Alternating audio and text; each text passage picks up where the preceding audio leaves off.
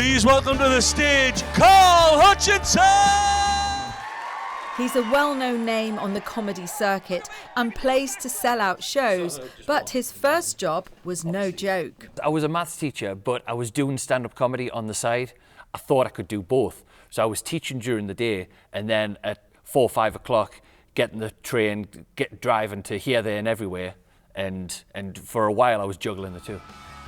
After 2 years being, in his words, a terrible teacher, Carl went into stand-up full-time. 12 years on, and he's allowed a film crew to document his life on the road, warts and all.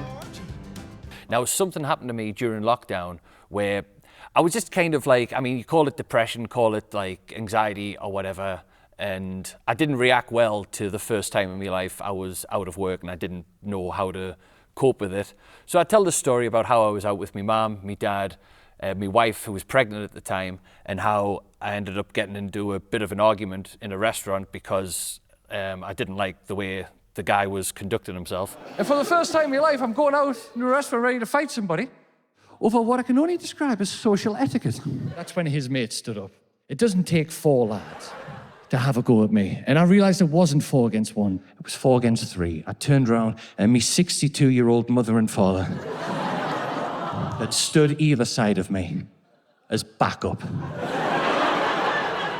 It had a bit of a funny ending, so I thought if I tell it, well, at least I got something positive out of it. So I would bottle all of that up, and then when I got off stage, I would let it all out. So you've got people laughing in the audience and you're crying backstage? Yeah, tears of a clown.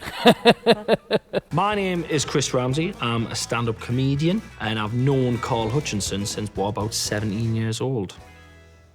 I love the man like a brother. He's one of my best friends. I love touring with him, and he's also the biggest lunatic I've ever met in my entire life. Chris Ramsey actually sang your praises in the documentary, didn't he? Well... But he did say you were a maniac. I think he said I was a maniac. I think he's either said I'm the cleverest, stupidest man he's ever known, or the stupidest, cleverest man I've ever known. How do you feel about his success? Because you're yet to emulate it. Furious. Yeah. No, no, of course not. So yeah, he's done tremendously well. What gets you back on that stage night after night, even if you've had a bad gig? Having a mortgage. The roar of feeling like what it is here, like 1,100 people just laughing their heads off, clapping, loving it. There's no better feeling, and that's what keeps me coming back on stage. Just the knowing how good that it can be. Thank you all so very, very much. Good night.